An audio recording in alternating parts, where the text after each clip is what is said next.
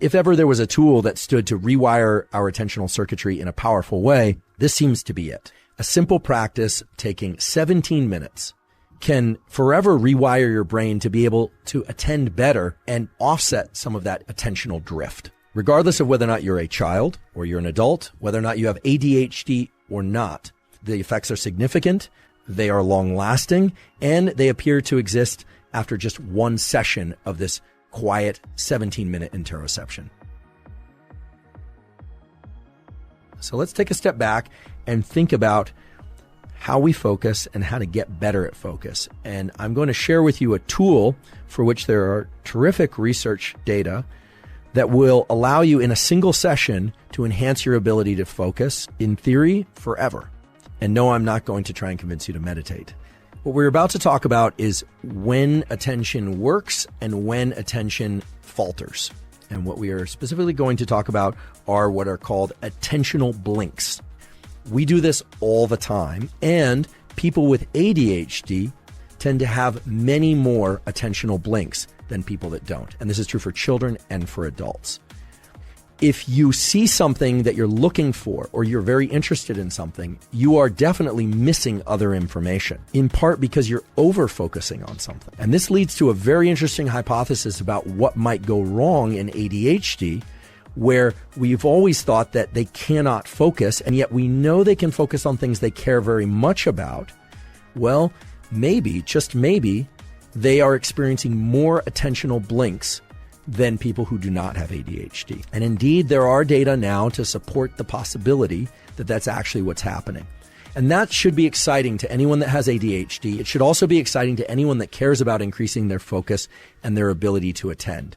What this is saying is that these circuits that underlie focus and our ability to attend and our ability to eliminate distraction, they aren't just failing to focus. That's just a semantic way of describing the outcome. They are over-focusing on certain things and thereby missing other things. And so our distractibility, or the distractibility of somebody with ADHD, could exist because they are over-focusing on certain elements and they are therefore missing other elements that they should be attending to. So what they really need is this property that we call open monitoring. Now, open monitoring is something typically is associated with people who have done a lot of meditation, so-called Vipassana meditation, or have spent a lot of time learning how to do what's called open gaze visual analysis and open gaze thinking. But there's a simpler version of this that allows us to bypass all that. Your visual system has two modes of processing. If you're very excited about something, you're in that soda straw view of the world and you're missing other things. Okay, that's high levels of attention.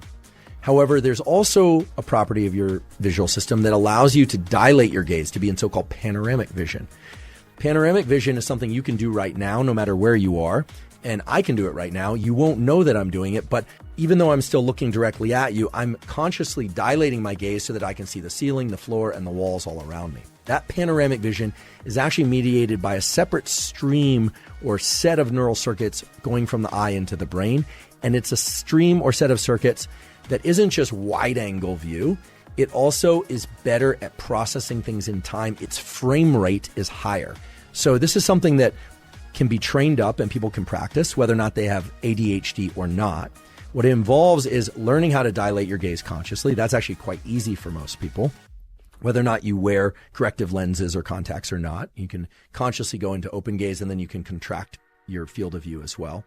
There are now published accounts in the literature of a simple practice done for about 15 minutes where subjects were asked to just sit quietly, eyes closed, and do what is sort of akin to meditation, but to not direct their mind into any particular state or place, but simply to think about their breathing and to focus on their so-called interoception, focus on how their body feels, if their mind drifted, to bring it back, for about 15 minutes.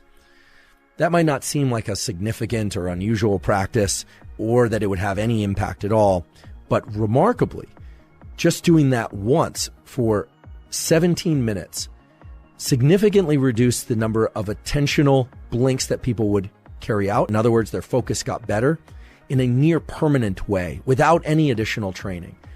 There's something about that practice of reducing the amount of visual information coming in and learning to pay attention to one's internal state, what we call interoception, that allowed them an awareness such that when they needed to look for visual targets, when they need to focus on multiple things in sequence, they didn't experience the same number of attentional blinks. And I should mention, not incidentally, as people age and their working memory gets worse and their ability to focus gets worse, the number of attentional blinks that they carry out goes up.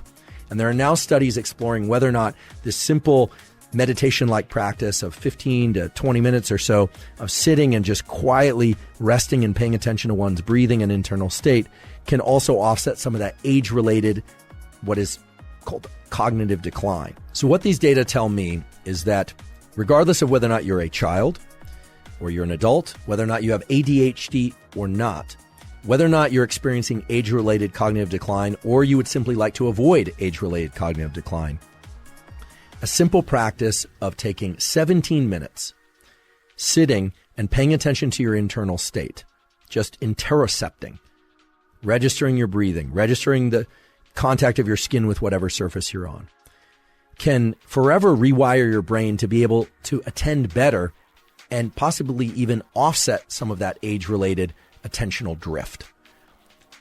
Now, I don't expect anyone to start meditating regularly. I don't expect anyone to do anything they don't want to do, but I think most of us could handle one meditation session of 17 minutes or so. And so if ever there was a tool that stood to rewire our attentional circuitry in a powerful way, this seems to be it. And in addition, the ability to engage in panoramic vision, to dilate our gaze, this so-called open monitoring that allows the brain to function in a way that it can detect more information faster, that's a powerful tool as well. And the beauty of that tool is that it works the first time and it works every time.